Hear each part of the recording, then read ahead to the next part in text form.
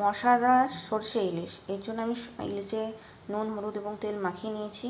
একটু পেঁয়াজ কুচি, আদা কুচি, রসুন কুচি, টমেটো এবং কাঁচা লঙ্কা এগুলোকে আমরা পেস্ট করে নেব। আদা রসুনটা পেস্ট করে নিয়েছি। আর এখানে কালো সরষে, সাদা সরষে, পোস্ত আমরা বেটে নিয়েছি। কড়াইয়ের মধ্যে তেল গরম হয়েছে। এবার একটা একটা করে ইলিশ মাছ আমরা হালকা করে দু সাইডটা ভেজে নেব। একবার উল্টে নেব।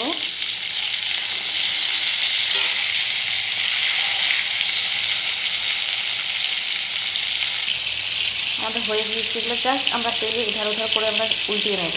আমরা খুব বেশি ভাজবো না, কারণ মাছটা শক্ত হয়ে যাবে। তেলের মধ্যে আমরা কালো জিরে ফোড়ন দিয়ে দিলাম, টমেটো কুচি, আদা রসুনের পেস্ট একটু ভালো করে আমরা ভেজে নেব।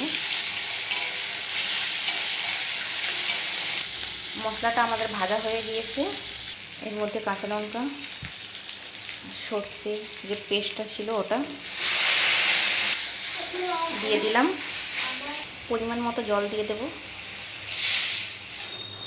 একটু ফুটে উঠলে আমরা মাছগুলো দিয়ে দেব। ফুটে উঠেছে, এবার আমরা মাছগুলো দিয়ে দেব। একটু সর্ষের তেল দিয়ে দেব। হালকা আঁচে আমরা ঢাকা দিয়ে 2 থেকে 3 মিনিট এটা রান্না করে নেব। আমার 3 মিনিট হয়ে গিয়েছে। এবার আমরা খুলে নেব। রেডি আমাদের সরষে ইলিশ। তেল ছড়িয়ে আমরা এবার একটু হালকা কাঁচা তেল দিলে সুস্বাদটা আরও বেড়ে যায়। এটা আমাদের রেডি হয়ে গিয়েছে। এবার গ্যাসের ফ্লেমটা বন্ধ করে দেব। রেডি গরম গরম খাওয়ার জন্য ভাত। এটা আমরা ঢাকা দিয়ে রাখবো। যখন ভাত খাবো তখন এটা খুলে নেব, তাহলে এই যে সেন্টস বা স্মেলটা এটা চলে যাবে।